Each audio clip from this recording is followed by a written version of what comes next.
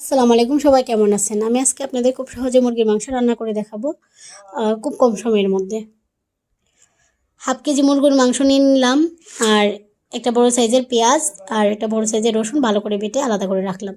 এখানে এক টুকরো আদা বাটা, দুইটা এলাচ আর কয়েক টুকরো দারচিনি, লবণ 1 চামচ মতো, আর মরিচ গুঁড়া 1.5 চামচ মতো, ধনিয়া গুঁড়া 1 চামচ, গরম মশলা 1 চামচ, জিরা গুঁড়ো 1 চামচ, হলুদ 1.5 চামচ, বড় সাইজের একটা আলু ভালো করে কেটে বেছে ধুয়ে হলুদ মরিচ দিয়ে আমি ভেজে নিচ্ছি।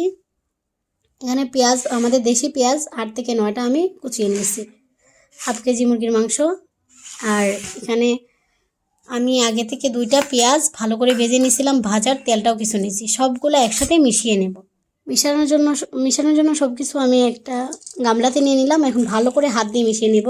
কেউ চাইলে গ্লাস করতে পারেন, আবার চামচ দিয়েও করতে পারেন, কিন্তু হাত দিয়ে সবচেয়ে বেশি ভালো হবে, যাতে মশলাটা ঢুকে ভালো করে মাংসের ভিতরে। আমি প্রায় 5 মিনিটের মতো এভাবে মাখাবো। 5 মিনিট পরের অবস্থা দেখতেই পাচ্ছেন, একদম নরম নরম হয়ে গেছে মাংসগুলা। যত মাখবেন ততই ভালো লাগবে। ভালো করে মাখানো হয়ে গেছে আমার। এবার আমি ঢাকা দিয়ে রেখে দেবো আধা ঘন্টা থেকে 1 ঘন্টা মতো। বেশি টাইম রাখলে ভালো হয়, আমি আধা ঘন্টা 40 মিনিটের মতো রাখবো। আধা ঘন্টা পরের অবস্থা,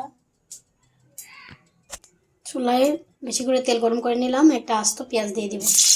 পেঁয়াজটা খালি করে রাখাটাই একদম ফুল হয়ে গেছে, এটা ভালো করে ভেজে দেব। একদম শাপলা ফুল হয়ে গেছে, দিয়ে দেবো মাংসগুলো, ভালো করে মিশিয়ে নেব। ভালো করে মেশানো হয়ে গেছে।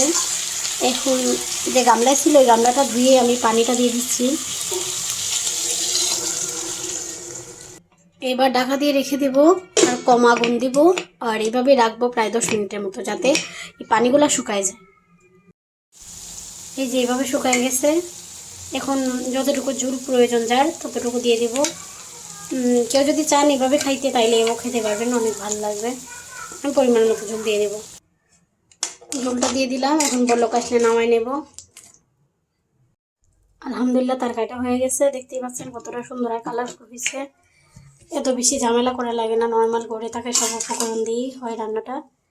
ভিডিওটা ভালো লাগলে অবশ্যই আমার চ্যানেলের পাশে থাকবেন, চ্যানেলটা সাবস্ক্রাইব করবেন, আর ফেসবুক থেকে দেখলে অবশ্যই ফলো করে দিবেন। ভুল ত্রুটি হলে কমেন্ট দৃষ্টিতে দেখবেন, ভুলটা ধরিয়ে দিবেন। আসসালামু আলাইকুম।